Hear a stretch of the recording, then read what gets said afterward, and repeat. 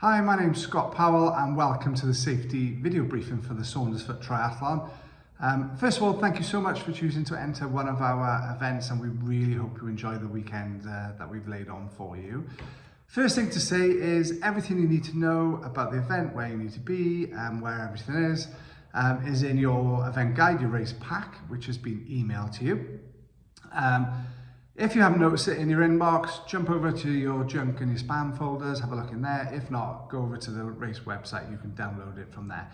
So pretty comprehensive, everything you need to know is in there. So please sort of take your time and read it carefully. Good few years since we've been in Saundersfoot, so really happy to be back. A few changes, moved it to the Friday night. Listen to the communities, listen to the local councillors and the businesses, and they felt that it was better for the area on the Friday, and we felt it was good for you athletes as well. So we've done that, and we moved transition up to the school one to sort of release a bit of car parking, and also to help the school. Really great to get as many aspects of the community involved as possible. Now, first thing to say is it's going to be a super busy weekend in Pembrokeshire, it goes without saying. So on that Friday, make sure you leave plenty of time to get to the event location. We will be sticking to the times pretty strictly in the event information guide. So head down early. All your parking locations are listed in your event guide. And sort of, as I say, get there nice and early, leave plenty of time. Don't put yourselves under any pressure. When you head into registration, don't forget your photo ID, and only you can only you can register for the event itself. Okay, super critical for many different safety reasons. In registration, amongst things that you will be handed will be a timing chip, which you need to wear on your left ankle for the duration of the event, so from the start to the finish. And the timing chip needs to be showing at all times. Okay, really important. Mustn't be tucked under your wetsuit, otherwise you potentially won't get a swim time there. So once you've headed into reg, you've got all your bits and pieces, head up to transition, which is up the school at the top of the hill. Once in transition, you can sort of rack anywhere. It was laid out in a fair way, so wherever you rack, it doesn't make any difference once the event is live. Now, super important, when you head up and you sort of approach transition itself, you must have your bike numbers on, you must have your helmet on and fully fastened, and only you are allowed into transition, okay? None of your friends or family can come into transition with you, okay? That's really important. Also critical is you must, whilst you're in there, make your little home, you must familiarise yourselves with the ins and the outs. So where you go out on the bike, where you come in on the bike, where you come in from the swim, where you go out on the run. Okay, so they're both in, they will be signed, and plenty of marshals around to ask questions, but do not leave that transition and head to the start line unless you know that information, okay? So you've done that, head down towards the start, naturally down by the slipway. There will be one short final briefing just to give you a couple of reminders, but primarily this is your main briefing and your event information pack as well. That's your main briefings, okay?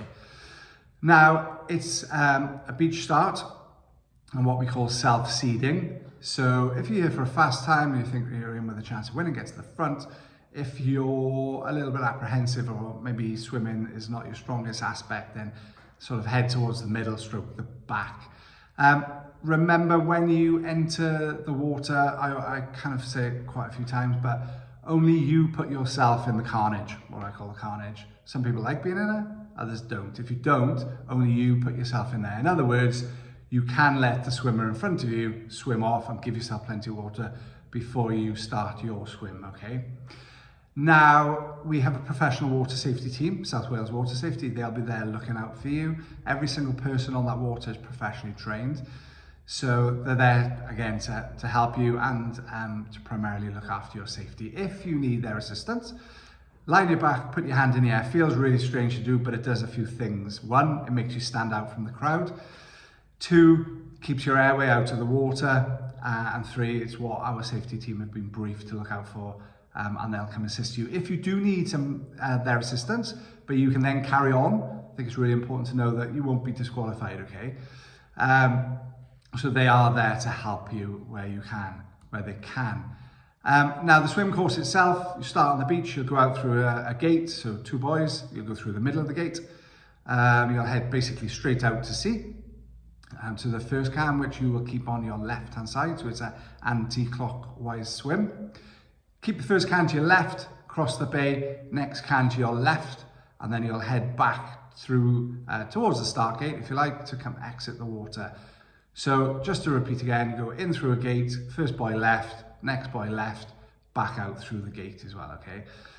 Once you're out the gate, you start your run up to transition. Quite a long run, but quite cool. Kind of mirrors other things that will be happening that weekend. There is a trainer drop just as you exit the beach by the slipway. You can put them anywhere. Obviously, if there's hundreds and hundreds of trainers, it might be quite difficult. But you can more than welcome to leave a pair of trainers there. Pop a pair of trainers on, or just run in bare feet up the hill to transition. Into transition, make sure you know the rules. Rules of transition, we will have race referees in there looking for the rules, which basically are that you mustn't unrack your bike until your helmet's on and fully fastened, and when you return from the bike, you must re-rack your bike before you take your helmet off. You're also not allowed to mark your bike with anything, so you're not allowed to put balloons or anything coloured on the racking, only your bike itself. And only small bags are allowed into transition, okay? So not massive holdalls, just small bags, no boxes. Okay, so you've gone through transition, you know your ins and outs because you checked it out before you headed to the start line, out onto the bike course. First thing you'll do is cross a mount line, so you've got to pass that line before you get on your bike. Similarly, when you come back, you've got to dismount before you get to that line. Now, a number of things to remember on the bike route. First and foremost, it's open roads, live traffic. Naturally, like I said at the start, very busy weekend, therefore lots of cars on the road, okay? So you must ride accordingly. Also, you must ride to the conditions of the road within your ability. Very easy to ride outside your ability, which is primarily where accidents happen. You get carried away with the event and you ride outside your ability. Must ride within the conditions of the roads, so you will find narrow roads, etc. I'll go through some hazards in a minute that you might find out there. So it's super important that you ride within your ability, ride within the conditions of the road, ride within the highway codes. Again, some of the hazards out on course will be the amount of traffic. Narrow roads, where we are in Pembrokeshire, we can't avoid them. So there are quite a few sections of the course that are narrow roads. There's one small section of the course where there's a possibility that we may have two-way bikes. That's more from the sort of the tail end of the swim and the front end of the sharp end of the bike. So just keep in mind that there may well be two-way bikes at some points. Some very steep descents, conditions of the road, which means you must brake and sort of take your time. Then you will hit a section where there are main roads, again very, very busy, roundabout, ride within the highway code. And for me then it's about you guys riding sensibly, really, really sensibly. Be courteous to all people at all times. If anybody gets in your way accidentally, as in other road users, then they haven't done it on purpose, okay? So be polite and courteous at all times. And as I say, ride safely. The course will be well signed and well marshalled, that goes without saying at our events. But again, just keep some of those hazards, or all of those hazards and others that we haven't mentioned, in mind at all times. Come back off the bike. We talked about the rules in transition. You head out of transition onto the run course. You'll run down the hill back to sort of like the race location, if you like. There'll be loads and loads of crowds. That'll be super cool. But it's an out and back course, so keep to the left-hand side unless you're overtaken. When you head out on the run, there's a section of the course you go through some tunnels. Very cool again. But we'll sort of, because of the evening start, you'll be starting to lose the light a little bit. They are lit, but if you need to, just sort of slow your run down, or even fast walk through that section.